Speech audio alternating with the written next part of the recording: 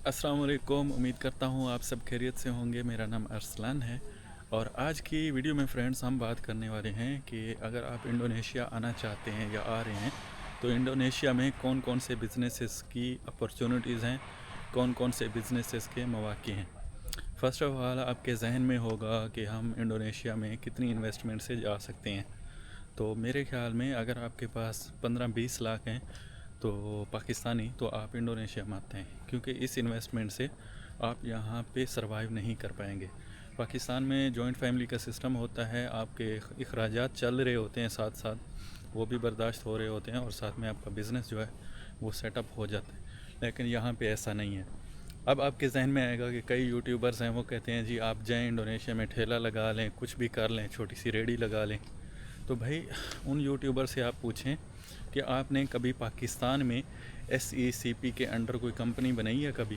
क्योंकि यहाँ पे आके ठेले लगाने का मतलब है या कोई छोटा बिज़नेस करने का मतलब भी यही है कि आपने कंपनी ओपन करनी है, आपने इन्वेस्टर वीज़ा लेना है।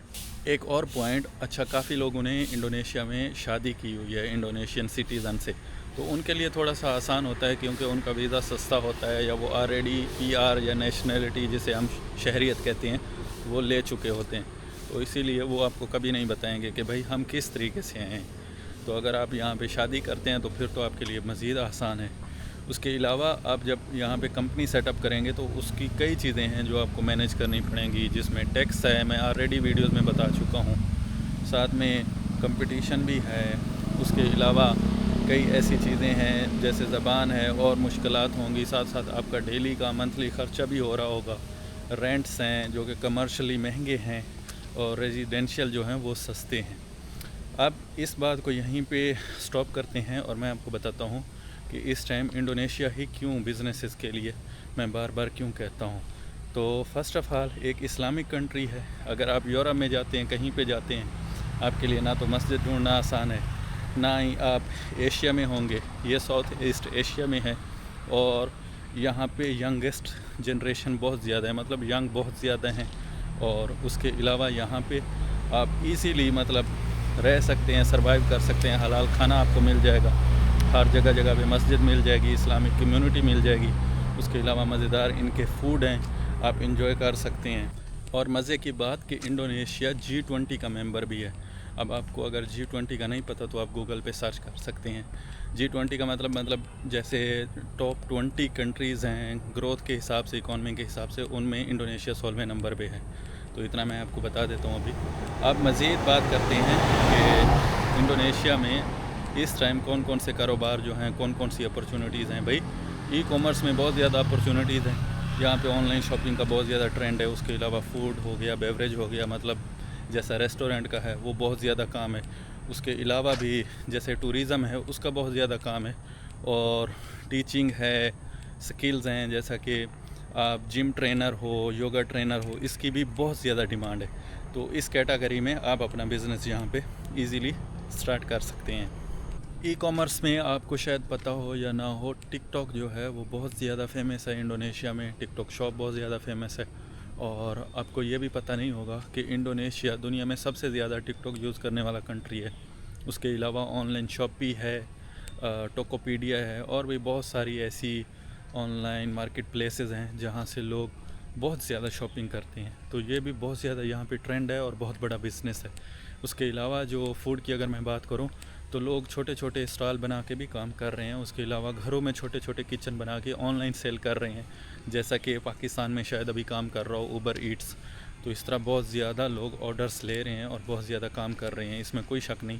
लेकिन फिर बात वही है कि आपने लीगली रूल्स एंड रेगुलेशंस को फॉलो करके एक अच्छे तरीके से सेटअप करना है। और उसके लिए कॉस्ट भी चाहिए, सब्र भी चाहिए, साथ में आपको सही तरीके से एक्सपर्ट भी चाहिए जो आपके लिए ये कंपनी फ़ाइल करे।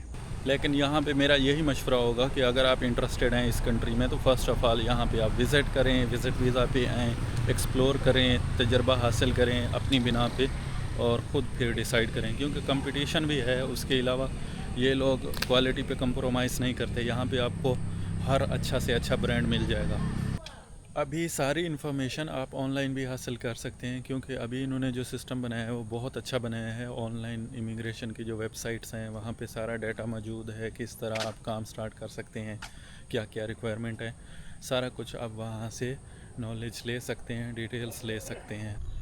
उसके अलावा आपको ये भी तैयार रहना चाहिए कि आपने यहाँ पे इंडोनेशियन खाने खाने हैं। अगर आप पाकिस्तानी खाने खाएंगे तो वो बहुत ज़्यादा महंगे हैं, और पाकिस्तानी जो मटेरियल है जैसा कि आटा है या दूसरे मसाले वगैरह हैं वो भी बहुत ज़्यादा यहाँ पे कॉस्टली पड़ते हैं।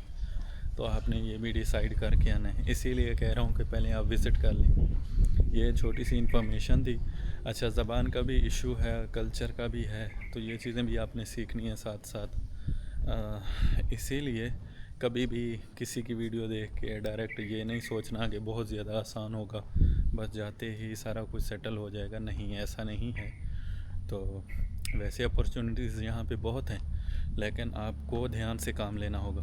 और कभी भी ये भी चूज़ नहीं करना कि किसी भी एजेंट को आप पैसे दे दें और अपना काम करवाने के लिए, नहीं, बल्कि आप वेल एजुकेटेड कोई ऐसा एक्सपीरियंस्ड एजेंट पकड़ें जो ऑलरेडी काम कर रहा हो। कई पाकिस्तानी भाई मुझे ऐसे भी मिले हैं जिन्होंने आके कंपनीज़ ओपन की हैं, और बाद में क्या हुआ है कि जिस एजेंट के थ्रू उन्होंने ओपन की थी वो लास्ट में डॉक्यूमेंट या जो स्टाम्प वगैरह होते हैं, एफिडेविट होते हैं, वो नहीं दे रहे होते, एक्स्ट्रा पैसे मांगते हैं। तो इस चीज़ से भी आपने ध्यान में रहना है, इस चीज़ से भी आपने बचना है।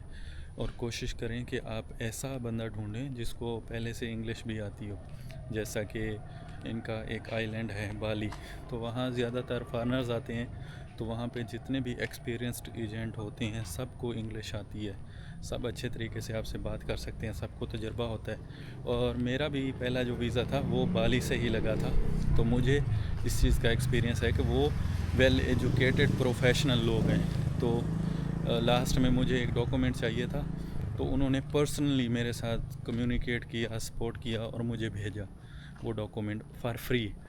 तो इसीलिए बाली में बहुत ज़्यादा टूरिस्ट आते हैं। अगर आप बाली जाते हैं तो वहाँ आप देखेंगे कि अगर एक लोकल है तो 2 टूरिस्ट होंगे एवरेज, इतने ज़्यादा टूरिस्ट होते हैं। तो वहाँ पे प्रोफेशनल लोग रहते हैं, प्रोफेशनल एजेंट रहते हैं जो कि आपको प्रोफेशनल सर्विसेज भी देंगे। तो अगर आप बाली में कोई गूगल मैप से या गूगल से सर्च करके कोई ऐसा निकालते हैं जो आपको सर्विस प्रोवाइड करता है, तो ये वेल एंड गुड है। इस चीज़ का ध्यान रखना है। ये शॉर्ट सी वीडियो थी, आज वॉक करते करते सोचा मैंने कि आपके लिए शॉर्ट सी वीडियो बनाऊं। फिर डिटेल में भी वीडियो बनाऊंगा, लेकिन काफ़ी अरसा हो गया है कोई वीडियो नहीं बनाई थी इन्फॉर्मेटिव, तो इसीलिए आज आपके लिए शॉर्ट सी वीडियो बनाई है। लाइक कर दीजिएगा, सब्सक्राइब भी कर लीजिएगा चैनल को, और मज़ीद वीडियोज़ आती रहेंगी। अपना ख्याल रखिएगा। फ़िलहाल के लिए अल्लाह हाफ़िज़।